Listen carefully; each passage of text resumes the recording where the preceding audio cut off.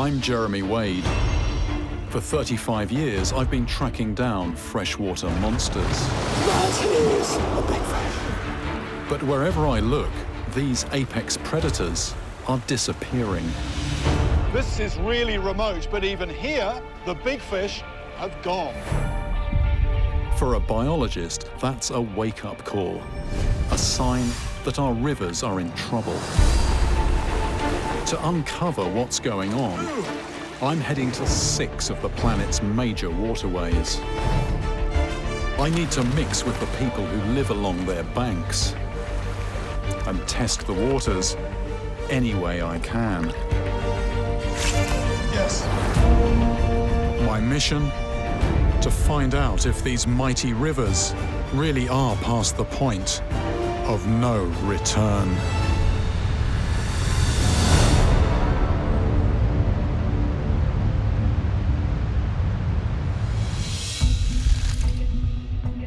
By any measure, the Ganges is a mighty river. Tumbling off the highest mountains on Earth, it drops more than 2 vertical miles, then snakes across most of North India before pouring into the sea through the biggest delta on the planet. I have to wonder, though, is even this immense waterway big enough to cope with what's being thrown at it? Recent reports describe a river that's overwhelmed by pollution, disease, and even, in some places, human corpses. It's time to take a closer look. And for this investigation, I'm going to start at the mouth of the river, in a place I've never been.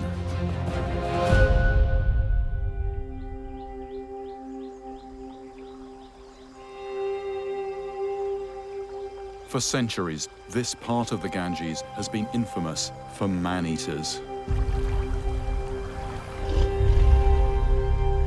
But I haven't come here to track down a mystery killer. I'm here to find out if the Ganges itself really is dying.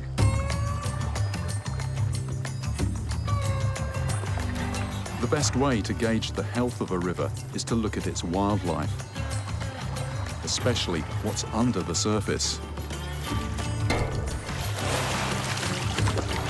In search of clues, I'm heading to Goshaba, a riverside town with a thriving fish market.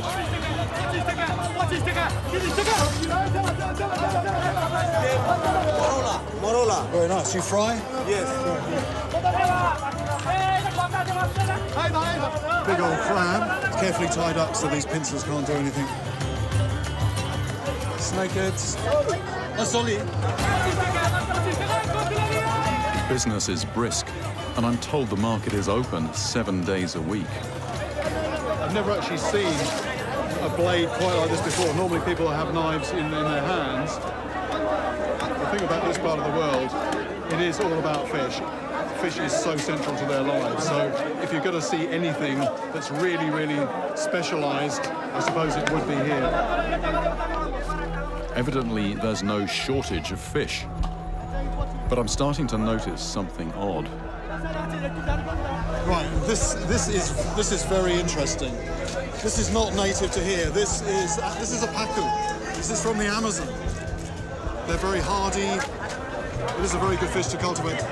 Is this one in the river or in ponds? Okay, right. So they keep them in ponds. I should be seeing things like stingrays, shrimps, and barramundi. Most people, though, are selling exotic species. So what they call a pangas. It's a catfish. Again, it's not native. I've seen these in Thailand. There's all sorts of stuff turning up here. There's quite a lot in the way of introduced fish, which they seem to be farming. So not caught from the wild, but actually farmed. The more I look, the more aliens I find. These ones are African. Tilapia, these are everywhere.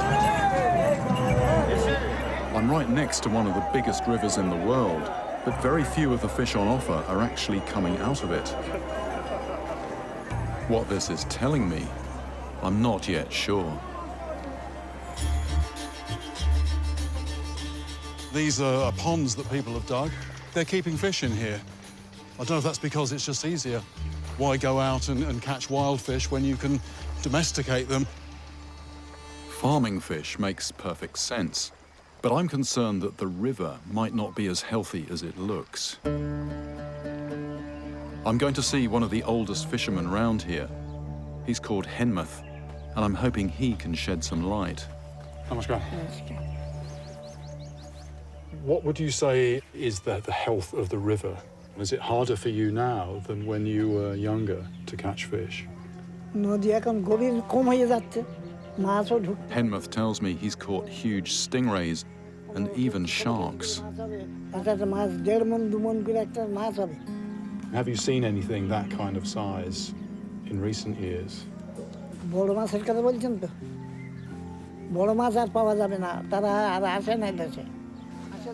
It's not just the giants that have gone. Henmuth says that for years, fishermen have used nets with a very small mesh, which catch even the tiniest fish. Think about a net like this, it catches very small fish, and if you do that for any length of time, there's nothing left to grow big. The only place left to fish is deep in the jungle. But many who go never return.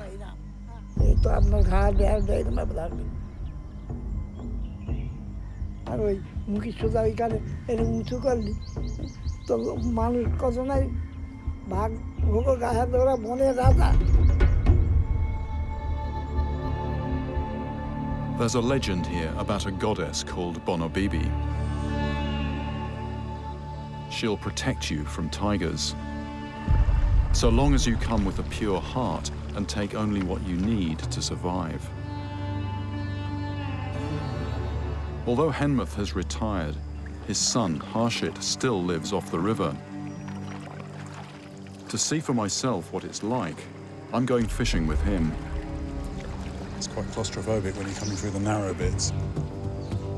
When you look into the undergrowth, because it's dark under the vegetation, you know, it's hard to see what's there. People have been forced to come more into the jungle because the fish aren't providing a living now, so it's all about mud crabs, and this is where the mud crabs live. It's also where the tigers live, and it's where the tigers take, on average, about one person a week. In these parts, an extra pair of eyes can be a lifesaver. I'm used to being the hunter, not the hunted.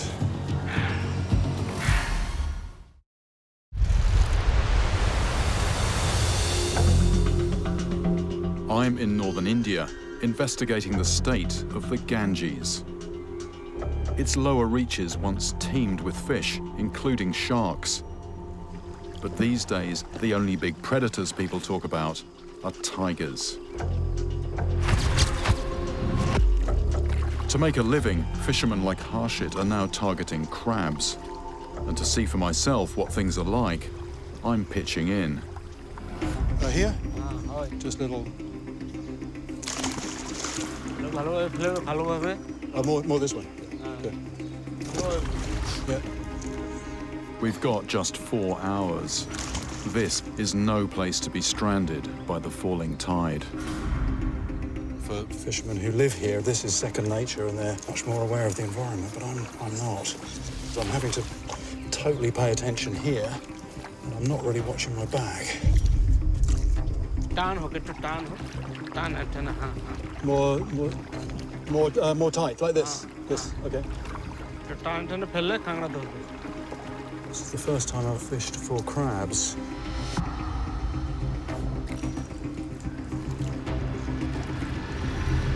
There we go.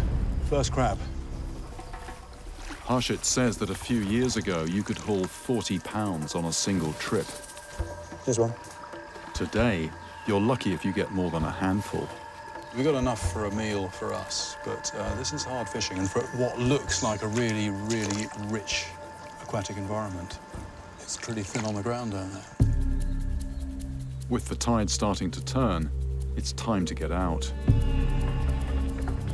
Just days ago, someone was killed by a tiger less than a mile from here.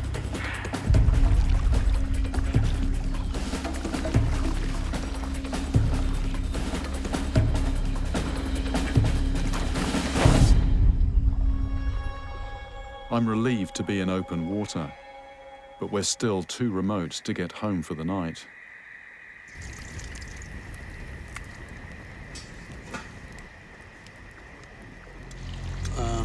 Mas tore to onek kotin. Kintapna kita korte ভালো লাগে। আমার ছোটবেলা থেকে আমার প্রায় এই অভ্যাস, মানে প্রায় 20 বছর আগে থেকে আমার এই অভ্যাস, এই মাছ কাঁকড়া ধরার পর আমার নেশা। I can't imagine taking this gamble every day. And it's not just tigers. Harshit says he was once robbed at gunpoint. ছোট খাঁড়ির মধ্যে তো ঢুকতেও হয়। Your father was a fisherman, you're a fisherman. Your sons, do you hope they will be fishermen? মানে মেয়েরা পড়াশোনা করছে, ছেলে ছোট, সবে 4 বছর বয়স। আমার বাবা মাছ ধরেছে, আমি এসেছি, আর না ছেলে মেয়ে আসবে না।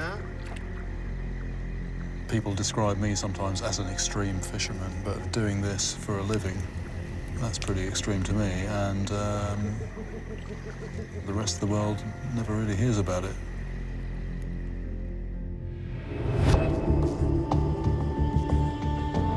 Here in the Ganges Delta, the river is in a much worse state than I expected. It may look healthy, but most of its fish have gone.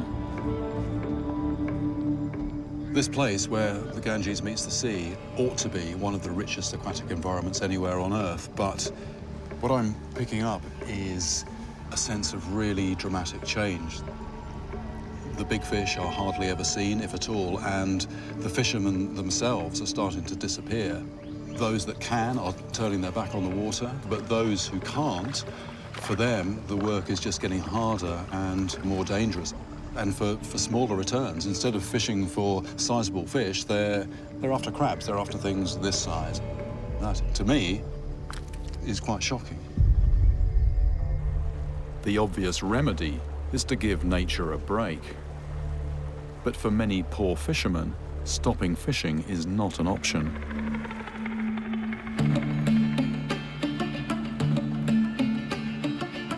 Taking my investigation upriver, I leave the delta and head for the plains. It's in these middle reaches where the Ganges is said to be under maximum pressure. And it's not hard to see why.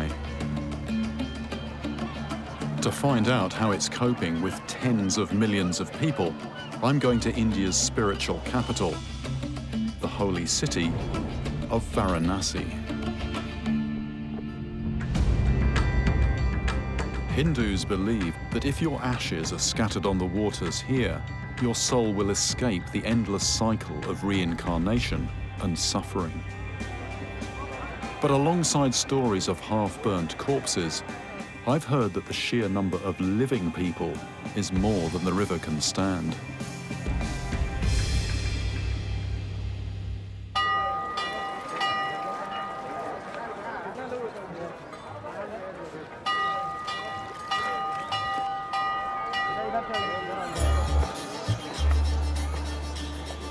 As well as worshippers, Varanasi is packed with tourists. But is the river really as sick as the headlines suggest? I need to talk to someone who grew up here. And everyone I ask points me to Mr. Sharma, a local barber. मुझे थोड़ा काट चाहिए। ठीक, sit. Okay, yeah. Okay. Mr. Sharma has been cutting hair on this exact spot for 60 years, and I've been told there's little that escapes his notice. I'm just wondering how much change there's been in the river. नदी में कितना change है? पहले से हाँ, पहले से बहुत साफ है। पहले थोड़ा रहा इसको, बाकी अब साफ हो गया। Okay. It's interesting that he's saying that the river is actually more clean now. बहुत मछली आते हैं? बहुत मछली आते हैं। So there are. ज़्यादा कम मछली आजकल? Same है। Same. That's interesting. So the word on the street here is that the river's actually in quite good shape. He's saying it's clean, but I'm wondering if that is just in a superficial sense. I think I've got to get out on the water and take a closer look. I have to admit that the whole place looks a lot healthier than I expected. The only floating bodies I've seen are alive and well. water even looks clear enough to use my remote-controlled sub. Maybe Mr. Sharma is right and the fish are still thriving. It is possible to see something, so that's quite good. Plastic bags caught up on things. I'm just letting it sink slowly. And it's full of junk. A lot of filth on the bottom. Fishing line. I probably want to keep away from that. I think I might be stuck. That's well and truly wrapped up. There's cord in there, there's a bit of net. I think in water which is as full of stuff as this water here, this unfortunately is of limited use. But I've got a way to check the quality of the water itself. My container is primed with chemicals that will change colour if there are unseen contaminants. Pink means the river's clean, anything else spells trouble. For comparison, I'm testing some mineral water.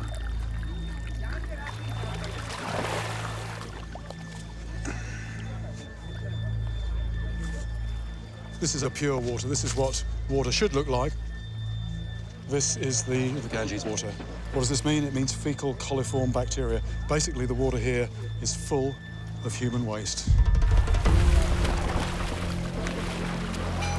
My test is pretty crude, but I've heard there's a scientist here who monitors the precise amount of human waste and makes his findings public. These are the latest readings from the river. This one is the fecal coliform count, the gut bacteria. Human waste is where that comes from. If you're going to drink it, you don't want any in there at all. If you're going to swim in it, you want it to be less than 500. 82,000. This is the big problem. And there's nobody really aware of it. To find out how all this human waste is entering the river and what effect it's having, I tracked down Professor Mishra, the man behind the figures. The problem is discharge of raw sewage into the river. You have all sorts of waterborne diseases. Cholera, jaundice, typhoid. Mishra says that every day up to 50,000 pilgrims bathe in Varanasi's waters. Driven by their faith, they run the gauntlet of unseen microbes that cause dysentery, organ failure, and even death. Has there been any move at all to improve the quality?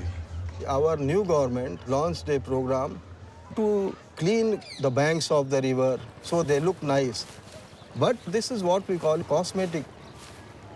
It appears to be beautiful, looking nice. But what is the reality? Nothing has been done. So you're saying it is a lack of will?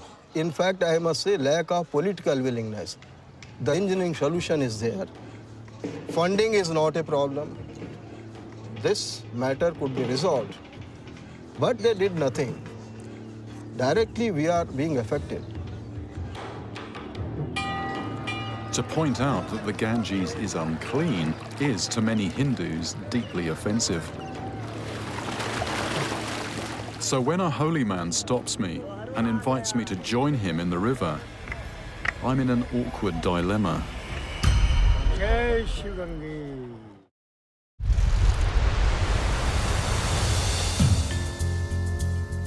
I'm in Varanasi, the holiest city on the Ganges, where millions of pilgrims come to purify themselves. Although the river's banks are being kept clean, I've learned that the water here is actually awash with human waste. Now I've been invited by a holy man to immerse myself, and I don't want to offend him. I follow you, okay? What I'm going to do, I'm just going to attempt to do everything that he does. Come on. Miturja lives a life of religious devotion, following a strict ritual every time he bathes. Jai Shri Gange, Matar Gange.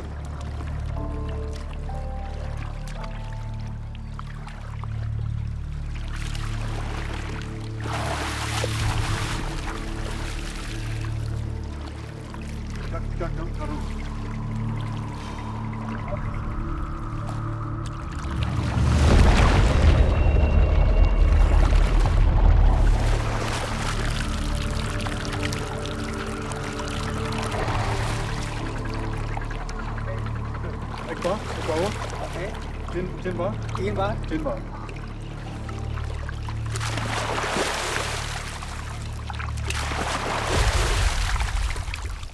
Okay Okay. स्वामी नमः स्वाहा ओम क्लीं श्री दत्तम सूर्याय नमः स्वाहा He was actually taking a sip each time. I might just touch it to my mouth. I don't think I'm going to sip this.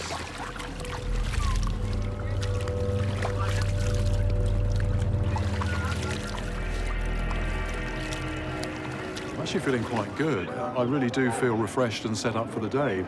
Whether I get a dose of dysentery or worse remains to be seen.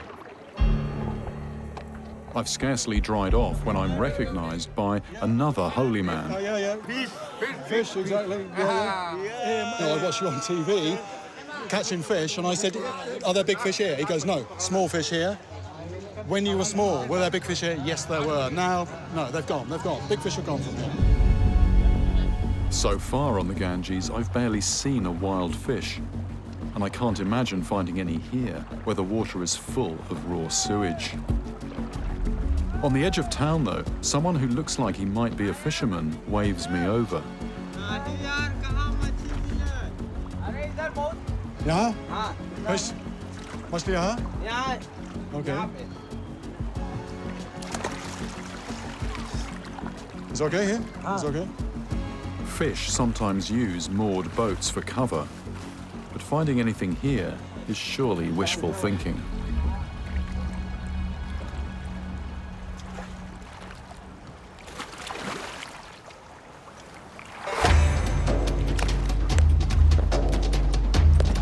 Within minutes, though, he totally defies my expectations.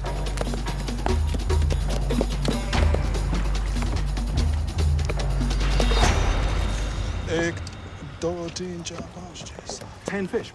Looking at these fish, you would say the Ganges has got to be pretty healthy. But 9 of these 10 fish are tilapia. That's not a native species. It seems that tilapia are very well established here, and that is probably at the expense of native species.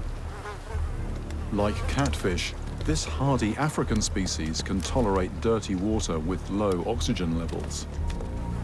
What would make me more optimistic would be to see some more native species, some native rohu, cutler, that type of thing. Gushing straight into the river from countless sewage outlets like this one, untreated human waste is by far the biggest source of pollution in the Ganges. As well as harming people, it's a major culprit in the demise of native fish. There's quite a smell in the air, and that's probably methane. As bacteria break down the raw sewage, they use up so much of the water's oxygen that all but the toughest fish die off. Not very pleasant.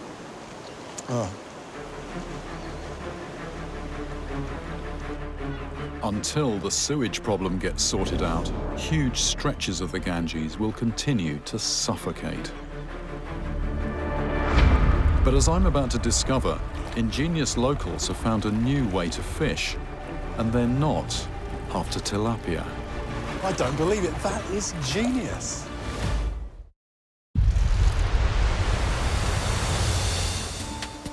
On the middle reaches of the Ganges, I've found a river so starved of oxygen that most of the native fish can no longer live in it.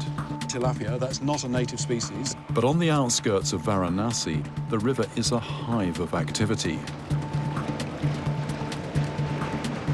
And my guide Manoj says there's good money to be made, so long as you know where to fish.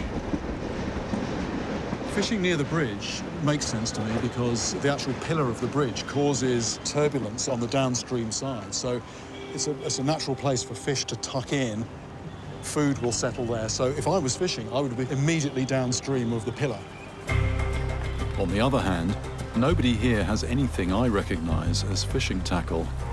Normally, I look at people's gear and I can understand what's going on. There's a hook, there's a weight, there's a net or whatever. I can see how it works.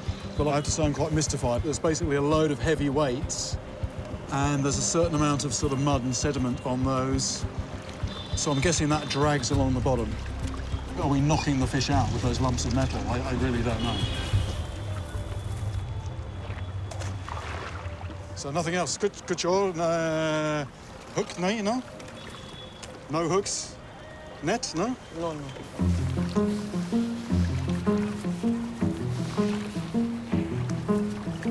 I don't know. I'm bemused.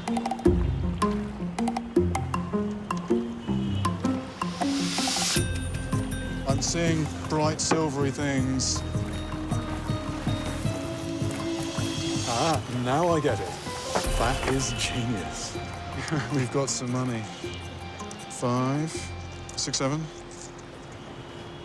There we go. That's what this is about. These are magnets.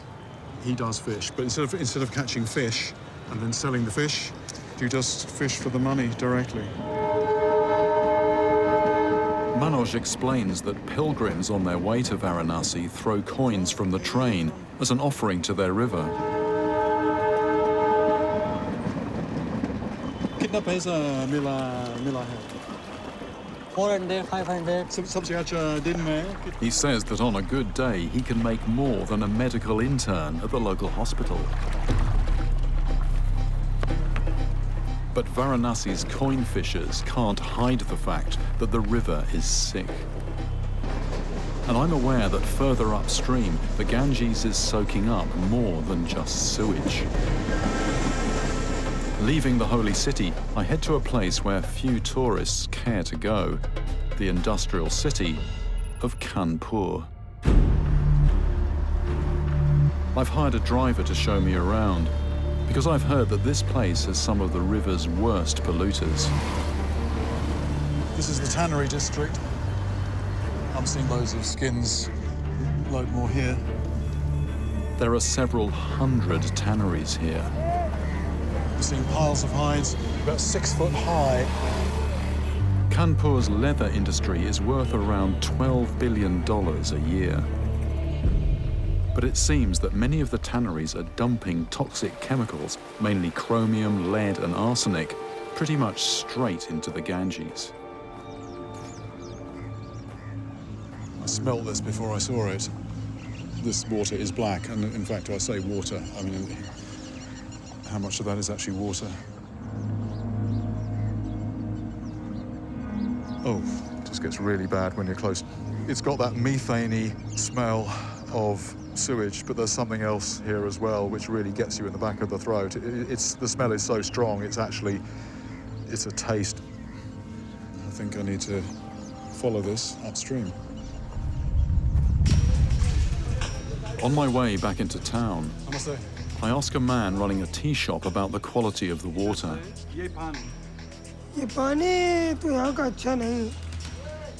हर आदमी का पेट गड़बड़ रहता जाता तो पेट का मर्ज, आँखों की रोशनी, sir के बाल। As well as attacking skin and eyes, chromium in particular is known to cause lung cancer.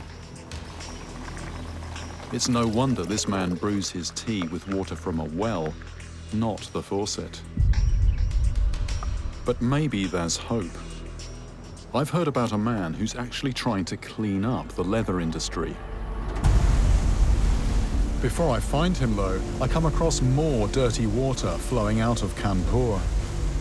This is all on its way down towards the river, apart from some of it, which is taken off into irrigation canals, heading towards farmland.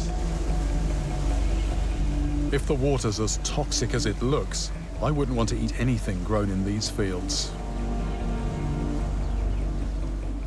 Back in town, I meet up with Rakesh Jaiswal, the man who's taking on the tanneries. The bluish color means it contains chromium. How does it make you feel, just looking at this? It's disgusting. On one hand, we worship the river. On the other hand, we make it filthy. None of this is treated, it just goes straight into the river. Yeah, this is coming directly from the tanneries. It's a cocktail of deadly chemicals. Why are people not marching on the streets and saying this is unacceptable, we have to do something? I don't understand. That's a big puzzle for me as well. Almost single-handedly, Rakesh has forced 127 polluting tanneries to shut down. But at least as many are still operating. I am not satisfied. The amount of wastewater is going up every day. Here we can see the pollution, we can smell it, but a few kilometers from Kanpur, it dissolves and disappears. It becomes invisible.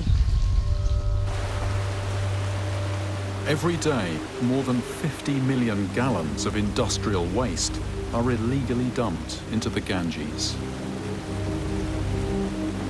But when most of it dissolves out of sight, how can you hope to catch the culprits? Enter two enterprising scientists. Professor Rajiv Sinha and his student Dipro Sarkar are determined to bring the polluters to justice. Normally, if you want to find what's hidden in the water, what you do is you take a jar of that water back to the lab, look at it under the microscope, do other sophisticated tests on it. What these scientists are telling me is that you can also get very good information if you go a long way up in the air and you film the water with special cameras. Rajiv and Dipro have agreed to give me a sneak preview of their new system. I'm seeing the river, so presumably the cameras are picking it up. Our super-sensitive, hyperspectral cameras can detect the chemical signatures of different pollutants. Climbing a little bit further, we're at 1,200 feet. To the naked eye, the river looks perfectly clean. But within seconds, our specialized cameras see something suspicious. There's something coming out. This is the tannery, which is creating the pollution. So it's real precision, this, isn't it? The cameras work just as well at night, so it's going to be hard for the polluters to hide. We know that the technique works in terms of detecting pollution, and that can actually be applied anywhere in the world. This is definitely a game changer. Innovators and doers are exactly what the Ganges needs if it's ever going to run clean again. For me, though, the best sign of a river's health is its wildlife. And so far, no part of this river has been fit to fish. To find life below the surface, my best hope is to leave the densely populated plains and escape to the mountains. Even up here, though, I'm nervous about what I'll discover. For decades, poachers have been using pesticides and dynamite to strip this river of its fish.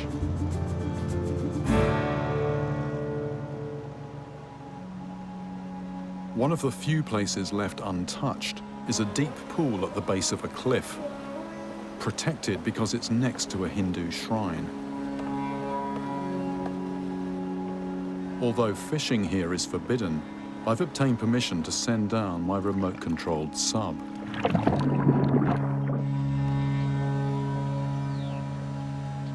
I'm just dipping down to the riverbed. This is how a riverbed should look. That's sand and boulder, there's no plastic.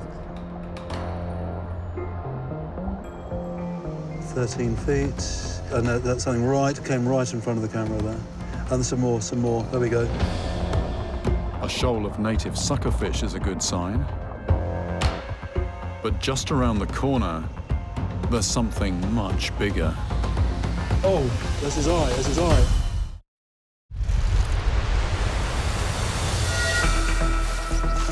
Along most of its length, the Ganges is a pale shadow of what it was. Kuch nahi hai? No fish? But in its upper reaches, my remote-controlled sub is finally revealing signs of life.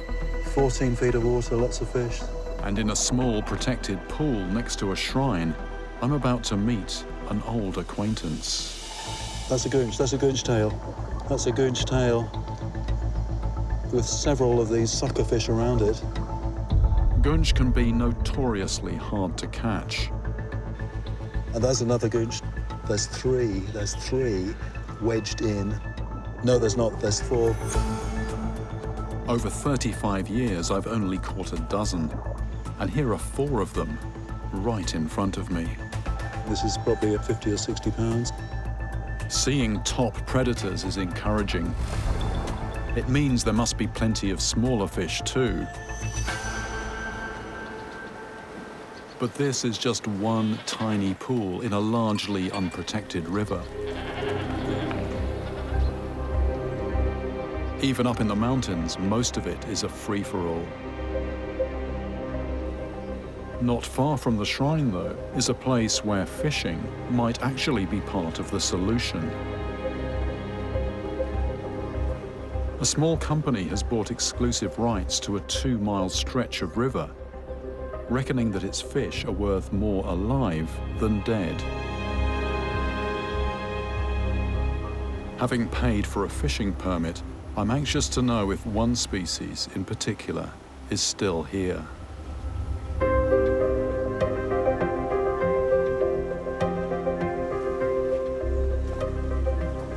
I first came to India in my mid-20s because I wanted to catch a fish called the marsia, the most iconic fish of the Ganges. I thought that was just going to be a one-off trip before embarking on a normal career. But it didn't work out that way at all. 35 years later, my quest has changed a bit. I'm here now with a question: are those fish still here?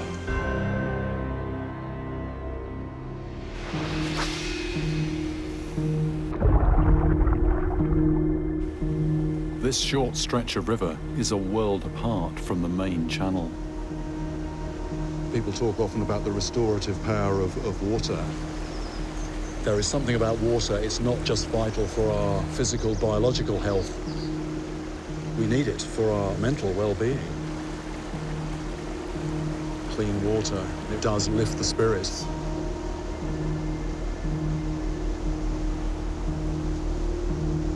It's hard to believe that this is the same river as the one that flows through Kanpur.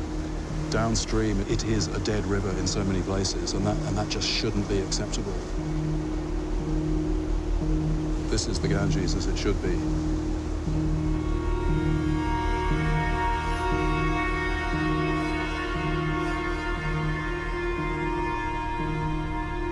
But as evening draws in, I start to wonder if the marsia will remain just a distant memory.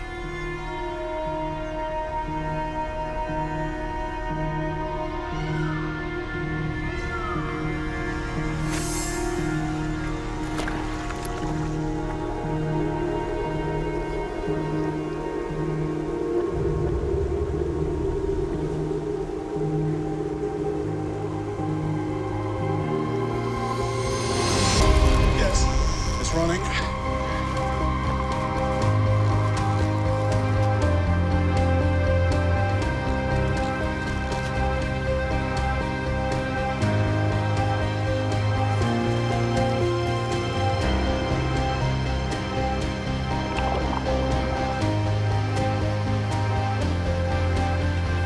There it is, there it is, there it is, there it is.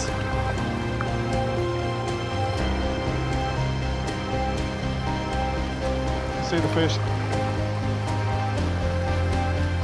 Yeah, it's a nice fish, it's a nice fish.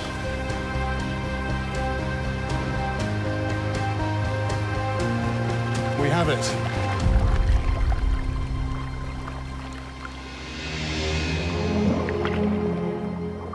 Let's get a proper look at this. Wow.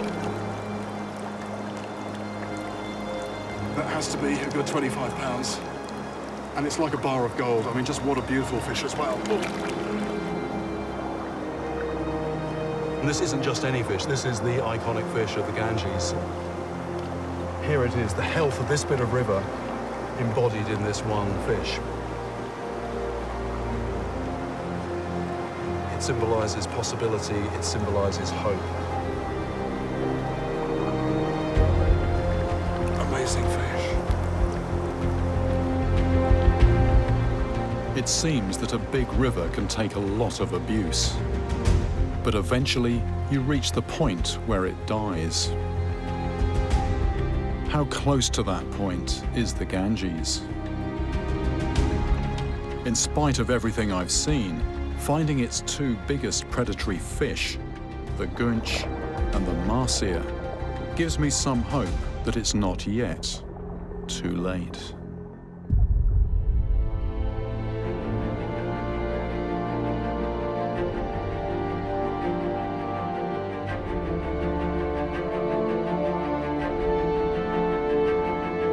To find out what you can do to help the rivers in your part of the world, go to animalplanet.com/mightyrivers.